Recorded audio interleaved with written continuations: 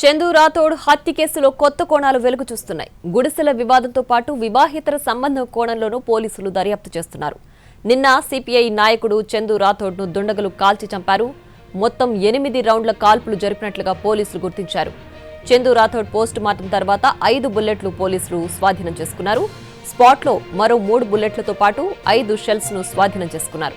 ఈ కేసులో అనుమానితులుగా ఉన్న యాదగిరి, మున్నా, బాషా రాయుడులను పోలీసులు అదుపులోకి తీసుకుని ప్రశ్నిస్తున్నారు.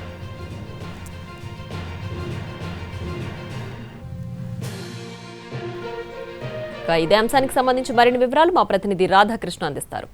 మలక్పేట్ శాలివాహన్ నగర్లో నిన్న జరిగిన కాల్పుల ఘటనలో కొత్త ట్విస్ట్ వెలుగులోకి రావడం జరిగింది. ఈ కేసులో ఇప్పటి వరకు గుడిసెలకు సంబంధించిన వివాదమే ప్రధానంగా హత్యకు కారణంగా భావించారు. కానీ ఇప్పుడు వివాహేతర సంబంధం కూడా కారణంగా పోలీసులు అనుమానిస్తున్నారు. ఆ కోణంలోనూ దర్యాప్తు చేస్తున్నాయి ప్రత్యేక టీంలు. ఈ కేసులో మొత్తం కూడా చందు రాథోడ్ హత్యకు సంబంధించిన కేసులో మొత్తం 9 మంది నిందితులను గుర్తించడం జరిగింది. ఇందులో 4 ప్రస్తుతం పోలీసుల అదుపులో ఉంటే మరొక 5 పరారీలో ఉన్నట్లు కూడా మనకు తెలుస్తుంది. ఇందులో ప్రధానంగా ఈ మొత్తం హత్య కేసుకు అంటే కాల్పుల ఘటనకు ప్రధానంగా రాజేష్ నిందితులుగా కూడా గుర్తించడం జరిగింది. రాజేష్ కోసం ప్రధానంగా గాలిస్తూ ఉన్నారు. రాజేష్తో పాటుగా ప్రశాంత్, ఏడుకొండలు, యాదిరెడ్డి వీళ్ళు ప్రధాన నిందితులుగా కూడా గుర్తించడం జరిగింది. వీళ్ళందరూ కూడా పరారీలో ఉండడం జరిగింది. ఒక కార్ని వీళ్ళు ముందుగా అంటే 2 రోజుల క్రితమే ఒక పక్కా ప్లాన్ ప్రకారం కార్ని అద్దెకు తీసుకున్నారు. సెల్ఫ్ డ్రైవింగ్కి సంబంధించిన దాంట్లో ఆ కార్ని అద్దెకు తీసుకొని ద్వారకామాయి నగర్లో నివాసం ఉంటున్న ఇతను ఎవరైతే హత్యకు గురైన చందు రాథోడ్ ఉన్నాడో అతని ఇంటి దగ్గర రెక్కి నిర్వహించారు.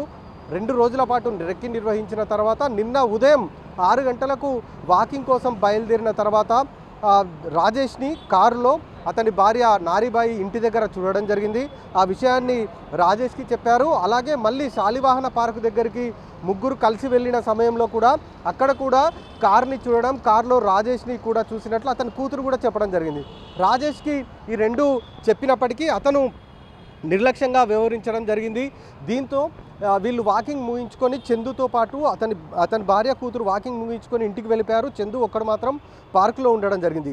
ఆ సమయంలోనే అతనిపై 4 కాల్పులు జరిపారు. మొత్తం 8 రౌండ్లు కాల్పులు జరిపితే అందులో 5 రౌండ్లకు సంబంధించినవి అతని శరీరంలోకి దూసుకొని పోయాయి. మిగతా 3 బుల్లెట్లను స్వాధీనం చేసుకున్నారు.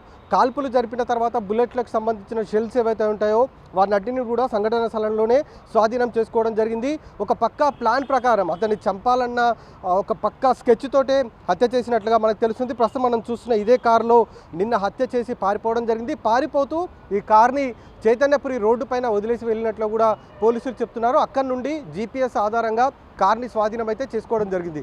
మొత్తానికి చందు రాథోడ్ ట్విస్ట్ కేసులో కొత్తగా ఇప్పుడు వెలుగులోకి వచ్చింది వివాహేతర సంబంధం కారణం. ఇందులో చందు రాథోడ్కి వివాహేతర సంబంధం ఉందా, లేకపోతే హత్యలో నిందితులుగా ఉన్న సుధాకర్తో పాటు మరికొంతమంది ఎవరైతే నిందితులు ఉన్నారో వీళ్లకు వివాహేతర సంబంధం ఉండడం దాంతో ఈ హత్యకు దారి తీసిందా అన్న కోణంలో కూడా ప్రస్తుతం పోలీసులు అయితే దర్యాప్తు చేస్తూ ఉన్నారు. కెమెరామెన్ రాకేష్తో రాధాకృష్ణ.